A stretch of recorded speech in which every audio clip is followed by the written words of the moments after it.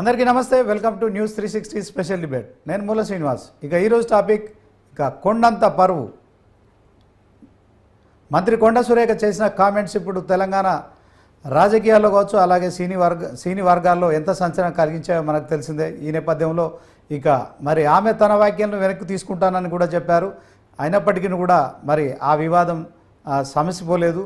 ఒకవైపు TPCC president Mahesh Kumar Goud కూడా మరి ఈ విషయంలో మరి ఇది సమసిపోయేలా కూడా మరి ఆయన కొండా సురేఖను ఆమె వ్యాఖ్యలు వెనక్కి తీసుకోవాలని చెప్పినప్పటికీ కూడా ఆమె వ్యాఖ్యలు వెనక్కి తీసుకున్నారని కూడా ప్రకటించారు. అయితే దీంట్లో మరి కేవలం సమంత విషయంలో మాత్రమే ఆమె బాధను నేను అర్థం చేసుకోగలను, కానీ సాటిశ్రీగా నేను స్పందించి మాట్లాడానను, నా వాక్యాలు వెనక్కి తీసుకుంటానని మరి సమంత విషయంలో చెప్పినట్టుగానే స్పష్టమవుతుంది. అయితే ఇప్పటికీ దీనికి సంబంధించి ఇక మరి ఇటు నాగార్జున కావచ్చు, అటు కేటీఆర్ ఇద్దరు కూడా మరి కొండా సురేఖపై కూడా లీగల్గా అంటే పరువు నష్టం దావా వేసేందుకే మరి సిద్ధమైనట్టు తెలుస్తుంది.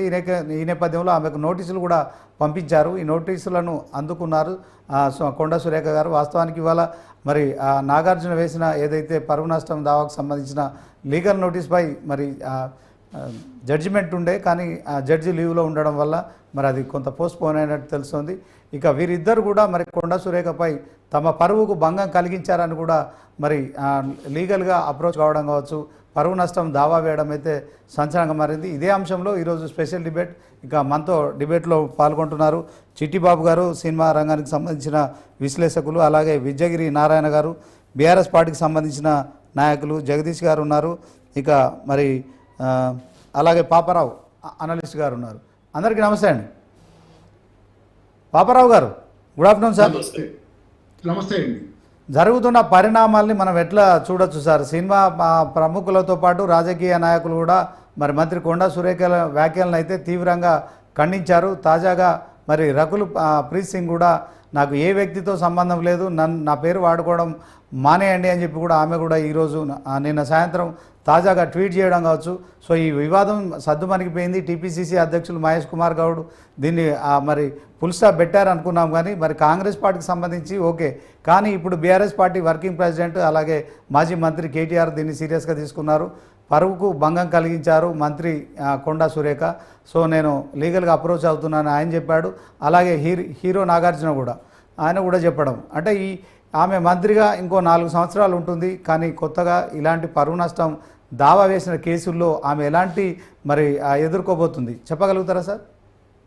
అంటే ఇక్కడ ఒకటి స్పష్టపడి, మామూలుగా మొదటి దశలో ఎప్పుడైతే రఘునందన్ రావు గారి విషయం చిన్నవి, అది చాలా సాధారణమైన గౌరవనీయంగా జరిగినటువంటి విషయం. అది ఆమెను అక్కగా ఆయన సంబోధిస్తానే ఆమెని గౌరవించుకునే ప్రయత్నం చేసిందని వక్రీకరించి ట్వీట్లు చేశారు. ఆ ట్వీట్లు చేసిన ఎవరు? హరీష్ రావు లేకపోతే కేటీఆర్ కాదు, టీఆర్ఎస్ చెందిన వాళ్ళు ఎవరు అనేది ట్వీట్లు చేశారనేది వచ్చింది. సరే, దాని మీద కొండా సురేఖ గారు ఫైర్ అయ్యారు. దానికి సంబంధించి అప్పటి వరకు ఆమెకు సానుభూతే వచ్చింది. వరకు అనుభూతే వచ్చింది. రఘునందన్ రావుని కూడా గౌరవంగానే అందరూ రఘునందన్ రావుని ఇప్పుడు అసలు వివాదంలో రఘునందన్ రావుకి ఇప్పుడు అసలు చోట్లేదు. ఎందుకంటే వివాదానికి సంబంధించి ఆయనకి వాటా ఏం లేదు దీంట్లో. సరే, కొండా సురేఖ గారి పట్ల సానుభూతి వచ్చింది. అంతవరకు ఆమె ఊరుకుని ఉంటే బాగుండేది, ఊరుకోకుండా ఆమె తొందరపడి చాలా ఆగ్రహంగా దానిలో అక్కడ క్వశ్చన్ ఏమొచ్చిందంటే, ఇప్పుడు ఆమె అంతగా రియాక్ట్ అవ్వటం అనేది అవసరమా? ఆ విషయం అంతటి సమసిపోతుంది, ఆమెకి అనుకూలంగా ముగుస్తుంది కదా అనుకున్న దానిలో ఆమె అంతగా రియాక్ట్ అవటం వెనక ఇప్పుడు వీళ్ళందరినీ లాగి, నాగార్జుని, సమంత గారిని, లేకపోతే కేటీఆర్ ఇంతమందిని లాగి చేసిన దానిలో డైవర్షన్ పాలిటిక్స్ అనేది ఒకటి ఖచ్చితంగా ఇక్కడ ఆరోపణలు వస్తున్నాయి. ఎందుకంటే మనకి మూసీ నదికి సంబంధించి చాలా పెద్ద గొడవ అవుతుంది. అది చాలా సానుభూతి వచ్చింది. నిరాశ్రయులైన వాళ్ళకి చాలా పెద్ద ఎత్తున నగరంలో నిరసన కూడా ఉంది ప్రజల్లో, పేదవాళ్ళ పట్ల ఈ దాష్టికం ఏంటి అనేది. ఆ సందర్భంలో ఇది రావడంతో ఏంటంటే డైవర్షన్ పాలిటిక్స్ అనేది ప్రతి వాళ్ళ నోట వినపడుతున్న మాట. ఆ సందర్భం అందుకని ఏంటంటే ఇక్కడ మీకు ఇక్కడ కొండనాలకి మందేస్తే ఉన్ననాలకి పోయినట్టు ఈ డైవర్షన్ చేయకపోతే అసలుకే ప్రాబ్లం, పెద్ద ప్రాబ్లం వచ్చి పడి. అంటే అదే కదా డైవర్షన్ కొండ మూసీ నది విషయం నుంచి డైవర్ట్ చేయాలనుకుంటారు, అదేమి డైవర్ట్ అయ్యేటట్లు కనపడలేదు. కానీ అసలు ఈ కొత్తగా తలకి చుట్టుకునే ఇష్యూగా ఇప్పుడు కొండా సురేఖ గారి కామెంట్స్ మారినాయి. తర్వాత ఏంటంటే మహేష్ కుమార్ గౌడ్ గారు ఆయన గౌరవనీయమైన వ్యక్తి. ఆయన నిస్సందేహంగా నేను గమనించినంతలో ఆయన హుందాగా ప్రవర్తించగల వ్యక్తి. నాకు కొంచెం ఖర్గే గారి తాలూకు ఆ హుందాతనం ఈయనలో కూడా కనపడుతుంది. కాంగ్రెస్ పార్టీ ఒరిజినల్ కాంగ్రెస్ వాళ్ళ తాలూకు ఇది అది ఉంది. కానీ ఆయన ఎంత గౌరవనీయంగా అడిగినా కొండా సురేఖ గారు నా వ్యాఖ్యలు ఉపసంహరించుకున్నానన్న కొన్నిసార్లు అస్త్రాలు ప్రయోగించడమే కానీ వాటిని ఉపసంహరించుకోవడానికి వీలు కానీ ఏంటి ఉంటాయి. అస్త్రాలు ఇది ఉపసంహరించుకోగలిగిన అస్త్రం కాదు. ఎందుకంటే ఆల్రెడీ డ్యామేజ్ చాలా దూరం పోయింది. నేను సారీ అంటే అయిపోయే విషయంగా లేదు. ఇది చాలా పెద్ద ఎత్తున దీని మీద రియాక్షన్ వస్తే పైగా ఇక్కడ నేను ఆర్జీవీది రాజగోపాల్ వర్మ మీద చూశాను. ఆయన అసలు సమంతకి ఇష్యూస్ సంబంధమే లేదు, ఆమె చాలా గౌరవంగానే మాట్లాడారు ఇష్యూస్ అని చెప్పి ఆయన అంటే ఆ కొండా సురేఖ మాట్లాడిన దాని సారాంశాన్ని అలాగే తీసుకున్నా సమంతను అసలు ఏం అనలేదు అనేది. అది నిజమే కదా, అక్కడ అసలు ఆ ఇష్యూ సమంతను ఏం అన్నా సమంతాన్ని కించపరుస్తే ఇవ్వలేదు దానిలో. ఒకవేళ ఆమె అన్నది అట్లా తీసుకుంటే అంటే అది తప్పు అనేది అసలు అట్లా మాట్లాడకూడదు. అవన్నీ ఆ దుర్మార్గం. సమంతనం ఏం వల్ల ఇంత అన్నది ఎవరిని నాగార్జున ఉంది, లేకపోతే ఇటు పక్కన కేటీఆర్. అవును సార్, నాగార్జున గారు పరువు నష్టం చేసేయడం చాలా సహజం. ఆయన మరి గడుపులో పడిపోద్ది కదా అది నగలతో. మరి అమల గారు ఇంతవరకు పాలిటిక్స్ లో బయటికి రావట్టే కానీ అసలు పాపం యానిమల్ ప్రొటెక్షన్ ఆ బ్లూ క్రాస్ ఏదో ఆ పనులు చేసుకుంటూ ఉండే ఆమె కూడా రియాక్ట్ అయ్యారు సందర్భం. ఎంత మందిని వీళ్ళు రగిలించారంటే ఈ రోజు సినిమా యాక్టర్లు మామూలుగా రాజకీయవేత్తలతో తగాదాలు పెట్టుకోరు. ఎందుకు మనకి ఇది అట్లాంటి నాని దగ్గర నుంచి ఎంతెంత మందో సినిమా యాక్టర్లు మొత్తం బయటకు వచ్చి ఈ రోజు మహేష్ బాబు, నాని, ఇంకెంతమంది ఎన్ని పేరు, జూనియర్ ఎన్టీఆర్, ప్రతి వాళ్ళు. ఎందుకంటే ఇది మామూలు ప్రకాష్ రాజ్ యాక్టివే చాలా చాలా చాలా చాలా ఇది ఉపసంహరించుకుంటే వదిలిపెట్టే వ్యవహారం కాదన్న దూరం పోయింది. అంటే లేకపోతే ఉపసంహరించుకుంటే రాజకీయ జనరల్ గా మామూలు సినిమా యాక్టర్లు వీళ్ళకి ఎలా ఉంటుందంటే ఎందుకు తగాదాలు, మనకి మన పని ఏదో మనం చేసుకుంటాం, రాజకీయాలు అంటే మొక్కట్టు ఉంటారు. కొంత ఏదైనా ఫేవరబుల్ గా ఉంటుంది అనుకుంటే పోతారు, కలుస్తారు, వస్తారు తప్పితే వాళ్ళు తగాదాలు పెట్టుకోరు. వాళ్ళు తగాదాలు పెట్టుకోరు. సాధారణంగా సినిమా యాక్టర్ రాజకీయాలతో తగాదాలు పెట్టుకోరు. కానీ ఇంత ఘాటుగా ఇంత తీవ్రంగా చేస్తున్నారంటే ఎంతమంది అఫెండ్ చేయబడ్డారు దీంతో. అదే నేను అంటుంది కొండనాలికి మంది వేస్తే ఉందనాలికి పోయిందని చెప్పి పూర్తిగా కొండా సురేఖ గారు ఈ రోజు కారణం అయిపోయారు. రెండో పక్కన కేటీఆర్ గారు సహజంగా వేస్తారు కదా, కేటీఆర్ గారి మీద కూడా ఆరోపణ ఆయన మీదే కదా. ఏమన్నారు, కేటీఆర్ గారి మీద ఉపసంహరించుకోవాలా, ఆమె మంత గారి మీద లేకపోతే నాగార్జున మీద ఉపసంహరించుకుంటున్నాను వ్యాఖ్యలు అన్నారు. కానీ కేటీఆర్ కి సంబంధించి నేను ఇంతే ఉంటాను, నేను ఇదే చెబుతానంటుంది మళ్ళీ ఆమె. అలా అంటే కనుక ఆ మాట అంటే కేటీఆర్ గురించే కాదు ఇటు పక్క కూడా అన్నట్లే. కేటీఆర్ గురించి ఉపసంహరించుకోకపోతే రెండో వాళ్ళు కూడా అన్నట్లే. ఎందుకంటే దానిలో రెండో వాళ్ళ పేరు కూడా చెప్పింది కదా. అవునవును సార్. అందుకని ఇటు కూడా ఉపసంహరించుకోనట్టే. కాబట్టి ఆ ఉపసంహరించుకుంటే మొత్తంగా ఉపసంహరించుకో ఎందుకు గొడవలు అనుకుంటే కొంచెం ప్రశాంతంగా ఉండేది. పాపారావు గారు ఇప్పుడు వాస్తవానికి ఆమె రాజకీయాల్లో రెండోసారి మంత్రిగా ఉన్నారు, తర్వాత 3 సార్లు ఎమ్మెల్యే. ఎందుకంటే చాలా సార్లు కొంచెం బ్యాలెన్స్ పోయి మాట్లాడుతున్నారు. నేను అసెంబ్లీలో కూడా చూశాను. గెలిచిన కొత్తలో ఈ మధ్య అసెంబ్లీలో మొట్టమొదట్లో మాట్లాడినప్పుడు కూడా ఆమె ఏదో కొంచెం చాలా విచిత్రంగానే మాట్లాడారు. కొన్ని మాటల్లో గుర్తులేదు. అధికారం అంటే అధికారంలోకి రాగానే వీళ్ళ మైండ్ సెట్ ఏమైనా మారిపోతుందా దీంట్లో? మీరు అన్నట్టు డైవర్ట్ చేయడం కోసం రాయించాం. జనాల్లో బాగా పనిచేస్తారేమో, జనాలకు అందుబాటులో ఉంటారు, జనాల కోసం కష్టపడతారు. అది వేరును పబ్లిక్ లో మీడియా ముందు మాట్లాడటం, ప్రజలందరి ముందుకి జనరల్ గా ఒక మెసేజ్ ఇవ్వటం అనేది అందరికి వచ్చేది కాదు. అవకాశాలు రాలేకపోవాలి. అంటే ఇప్పుడు జనాలకు అందుబాటులో ఉండొచ్చు, కష్టపడి పనిచేయచ్చు, సంవత్సరాలు కావచ్చు, ప్రజల సమస్యల పరిష్కారంలో ముందు ఉండొచ్చు. దానివల్ల గెలుస్తా రావచ్చు, ప్రజల్లో పలుకుబడి ఉండొచ్చు. లేకుండా గెలవరు కదా ఆమె. అంటే అక్కడ అది మాత్రమే సరిపోదు. అదేంటంటే పంచాయతీ ఎలక్షన్లు గెలిచినట్టు కాదు కదా. తర్వాత మీరు మీడియాని ఫేస్ చేయాలంటే దానికి కావాల్సిన సాఫిస్టికేషన్ కొన్ని ఉండాలి.